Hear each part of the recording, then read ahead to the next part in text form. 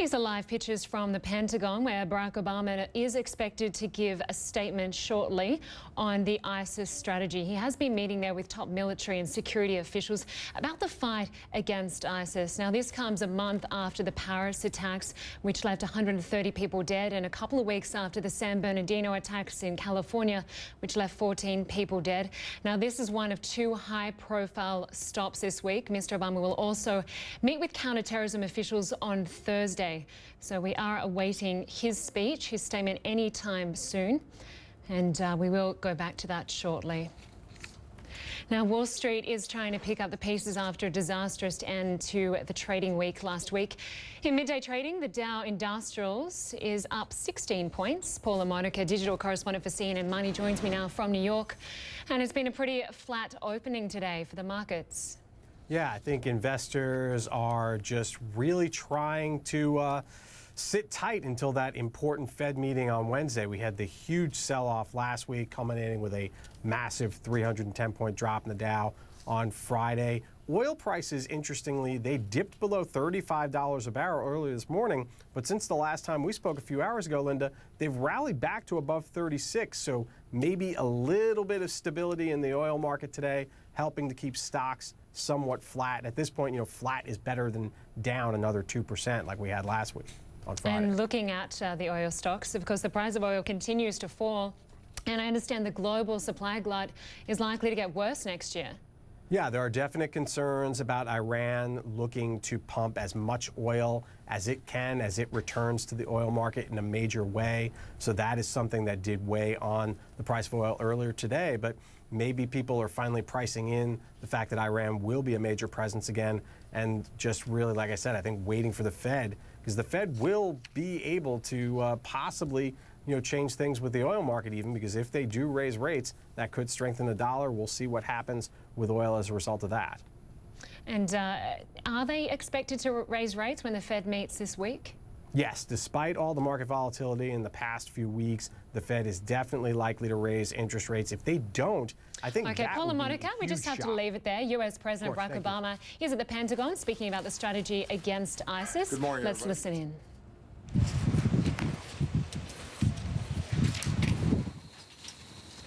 Today, the United States and our armed forces continue to lead the global coalition in our mission to destroy the terrorist group ISIL.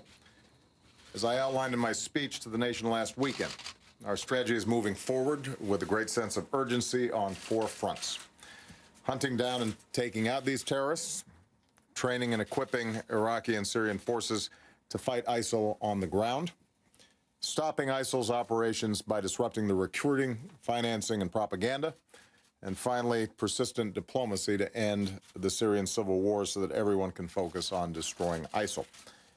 I just had a chance to meet with my National Security Council as part of our regular effort to review and constantly strengthen our efforts, and I want to thank Secretary Carter, Chairman Dunford, and Vice Chairman Selva for hosting us and for their leadership of our men and women in uniform.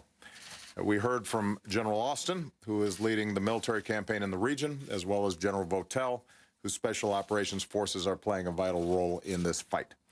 I want to provide all of you a brief update on our progress against the ISIL core in Syria and Iraq, because as we squeeze its heart, we'll make it harder for ISIL to pump its terror and propaganda to the rest of the world. And this fall, even before the revolting attacks in Paris and San Bernardino, I ordered new actions to intensify our war against ISIL.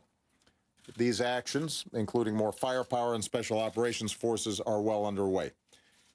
This continues to be a difficult fight. As I said before, ISIL is dug in, including in urban areas, and they hide behind civilians, using defenseless men, women, and children as human shields.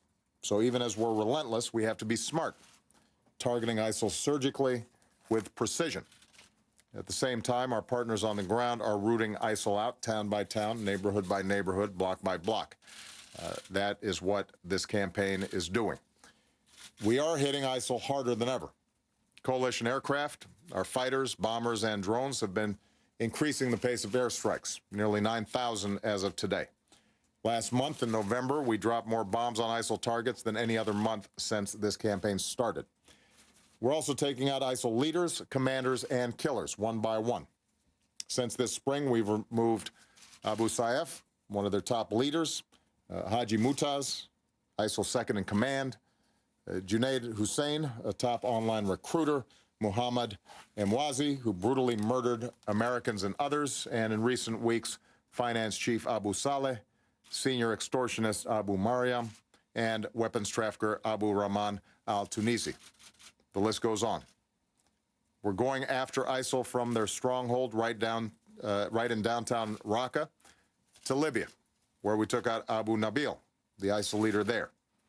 The point is, ISIL leaders cannot hide, and our next message to them is simple: you are next. Every day, we destroy as well more of ISIL's forces, their fighting positions, bunkers, and staging areas, their heavy weapons, bomb-making factories, compounds, and training camps.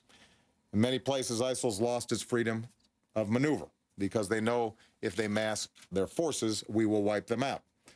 In fact, since this summer, ISIL has not had a single successful major offensive operation on the ground in either Syria or Iraq.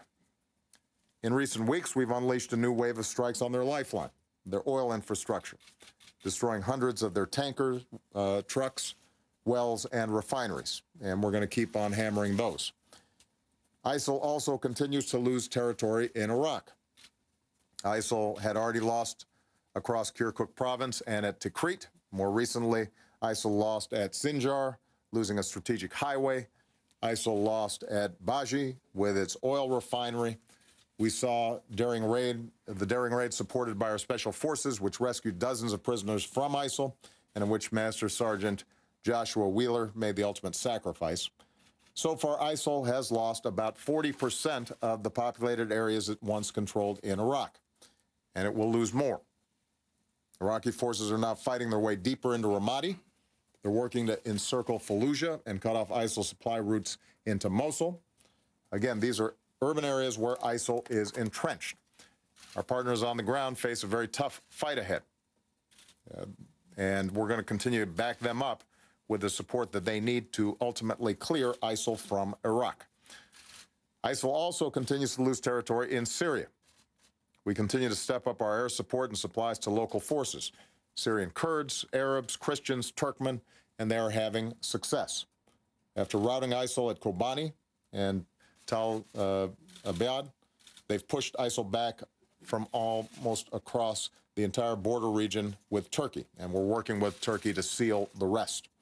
ISIL's lost thousands of square miles of territory it once controlled in Syria, and it will lose more. The special forces that I ordered to Syria begun supporting local forces they push south, cut off supply lines, and tighten the squeeze on Raqqa. Meanwhile, more people are seeing ISIL for the thugs and the thieves and the killers that they are.